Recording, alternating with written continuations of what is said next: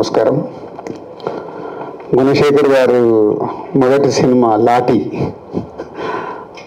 అప్పుడు దీపక్ థియేటర్లో సినిమా చూశాను.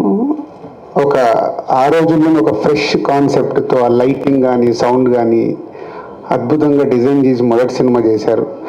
తర్వాత ఎన్నో సక్సెస్ఫుల్ చూశారు, అప్పుడప్పుడు వచ్చే ఫెయిల్యూర్స్ని చూశాడు. సో సినిమా ఇండస్ట్రీలో సక్సెస్ ఫెయిల్యూర్ కామన్. ఫెయిల్యూర్ వచ్చినప్పుడే మళ్ళీ సక్సెస్ కోసం ఫైట్ చేస్తే ఆ సక్సెస్ ఇచ్చే కిక్కే వేరేలాగా ఉంటుంది. సో అది మా అందరికీ ఎక్స్పీరియన్సే. సో ఈ గుణశేఖర్ గారికి మళ్ళీ లాఠీ తర్వాత టోటల్గా కాంట్రాస్ట్, ఇప్పటి వరకు వారు చెయ్యని అటువంటి సినిమా. ఇందాక గ్లిమ్స్ చూస్తే అర్థమైంది. యూపోరియా ఏదైతే వరల్డ్ మనకు చూపించాడో ఈరోజు యూత్లో ఉన్న కల్చర్ని తీసుకున్నట్టు అనిపించింది. స్టోరీ ఏంటో నాకు ఐడియా లేదు, బట్ చూస్తుంటే అర్థమైంది.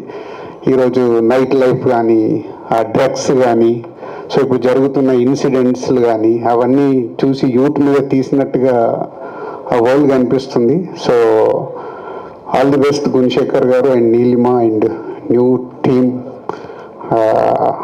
ఇప్పుడు అడిగాను చంటి గారు అబ్బాయి ఉంటుంగాను. సో చంటి అడ్డాల గారి అబ్బాయి అట్లా ఇంట్రడ్యూస్ చేసుకోవాలి. మీ నాన్న అసలు ఆల్రెడీ ఒక legendary producer and art director. So new boy and girls, all the best for everyone.